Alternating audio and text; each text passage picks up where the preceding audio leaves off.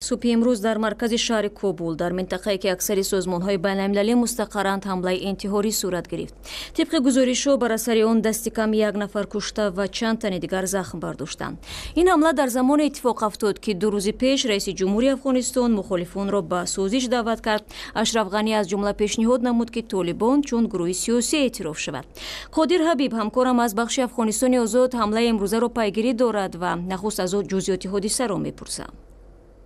بله، همین لحظه که من روی شما صحبت میکنم و نیم روز در کابل است.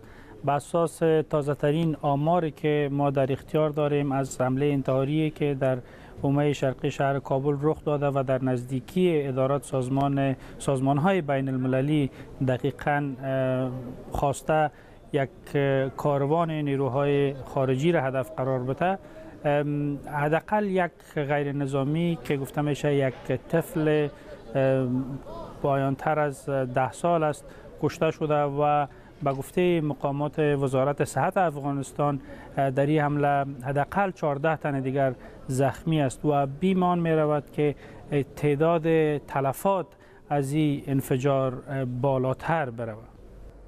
همانگونه که در بالاتر اشاره کردیم، اشرف غنی به گروه طالبان بدون هیچ یک شرط و شرایط به اصطلاح دست صلح دراز کرد، اما ظاهرا جانب مخاطب تا به حال هیچ واکنش یا عکس العمل نشان نداده است. درست است؟ دقیقاً قسمی که شما گفتین، این حمله انتحاری به دنبال کنفرانس پروسه کابل رخ میده که در اونجا رئیس جمهور افغانستان یک سلسله از پیشنهادهایی را در ارتباط به صلح با طالبان ارائه کرد. طالبان در مورد این پیشنهادهایی که از طرف رئیس جمهور افغانستان به شمول به رسمیت شناختن این گروه به عنوان یک گروه سیاسی، آزادی زندانیان این گروه و دور ساختن نام تعداد از رهبران این گروه از فهرست‌های سیاه در جهان شامل است، تا هنوز در این مورد عکس العمل مشخص و روشن و رسمی از خود نشان ندادند.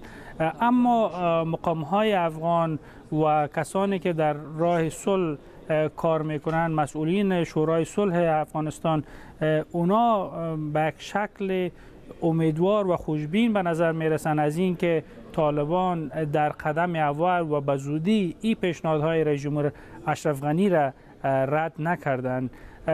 اما باز هم منتظر میمانیم و صحبتی که ما داشتیم، تماسایی که خبرنگارای ما در محل با سخنگوی طالبان داشته، اونا گفتند که تا هنوز در مورد این پیشنهاد صلح که با اونا صورت گرفته یک موقف جدید اتخاذ نکردند.